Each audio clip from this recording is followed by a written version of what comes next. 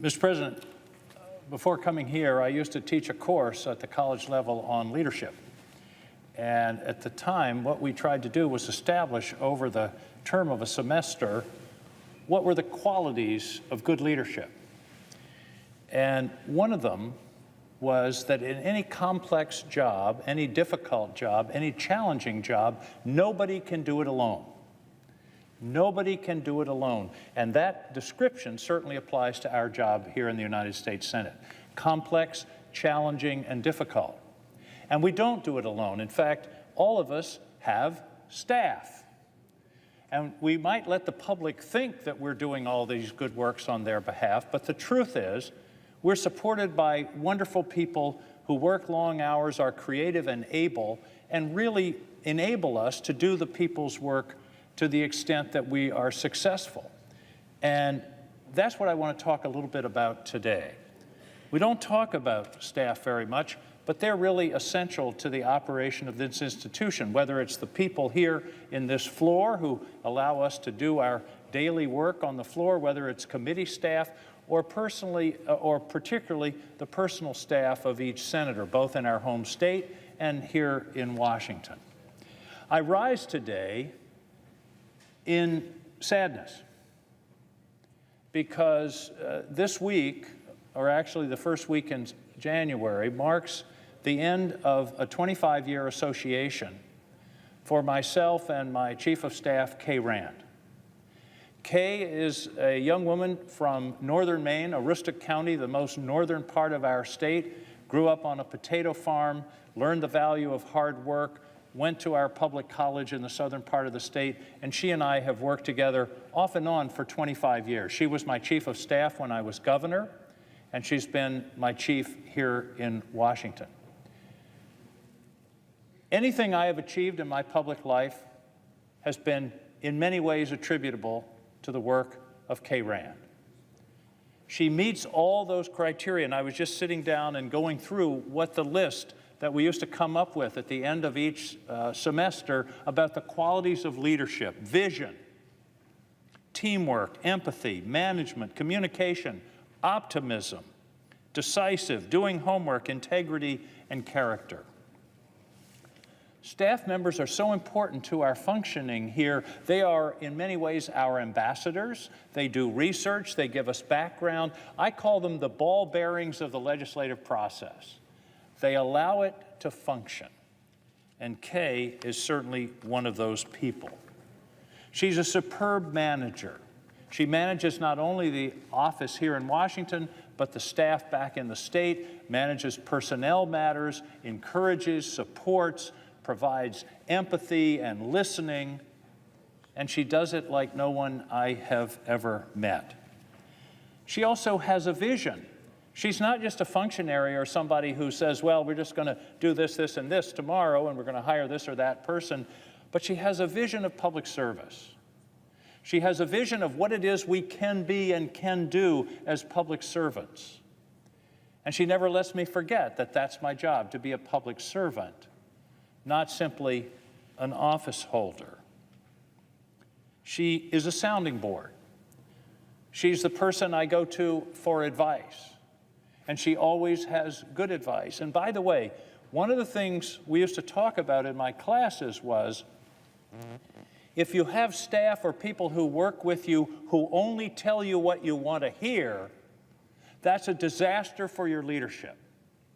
You have to cultivate and value and enable people who are willing to tell you when you're wrong. And indeed, Kay has never had any trouble doing that with me.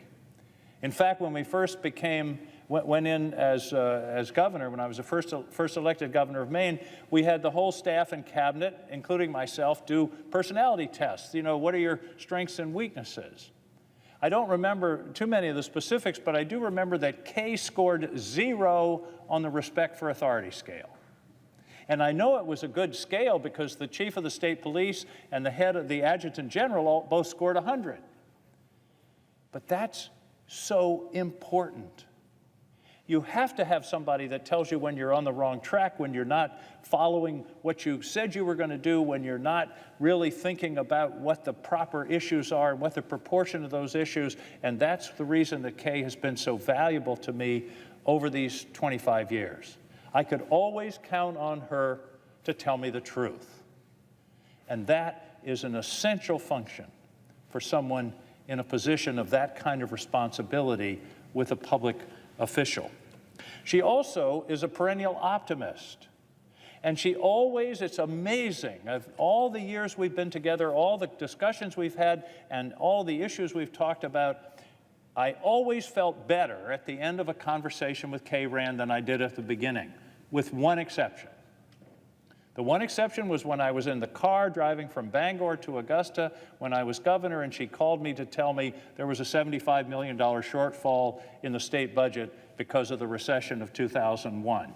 That was not a happy conversation. There was no way to feel better. Other than that, though, Kay always had a way of making me feel better leaving a conversation than I did entering into it. She also listens, which is an essential part of leadership. And by the way, when you talk about a chief of staff, you're talking about a leadership position. And she listens and listens empathetically, and everyone feels that they're valued. And that's one of the major things that she has brought to my office and to my life over the past 25 years. She listens, she shares, she's empathetic, she has no respect for authority, she's honest, and she has made an enormous difference in my life, and I believe in the life of the people of Maine. She's never lost her passion for public service, her deep affection and understanding for the people of Maine, and the responsibility that those of us who have been entrusted with with the public charge, the public trust, with the responsibility we have to remember who sent us here, to remember what the values are, what the issues are, what we can do to represent the people of Maine. Kay Rand has always reminded me of that because that's who she is. Facetiously, I've often said, my standard for leadership can be summarized in one sentence: hire good people and take credit for what they do. And I've been doing that for 25 years. Kay Rand is an extraordinarily able, devoted, and serious public servant. She's leaving, well-deserved, going back to Bar Harbor, Maine. That's not a bad place to be going back to. I understand it fully.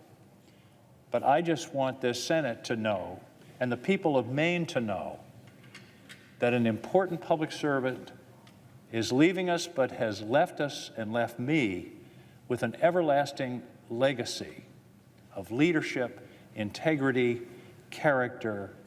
She, in many ways, has taught me how to lead. I will miss her. I'll miss her as a friend. I'll miss her as a leader in my office. I'll miss her as a person who has made such a difference in my life, in my family's life, and in the life of the people of Maine. Kay Rand is an extraordinary person.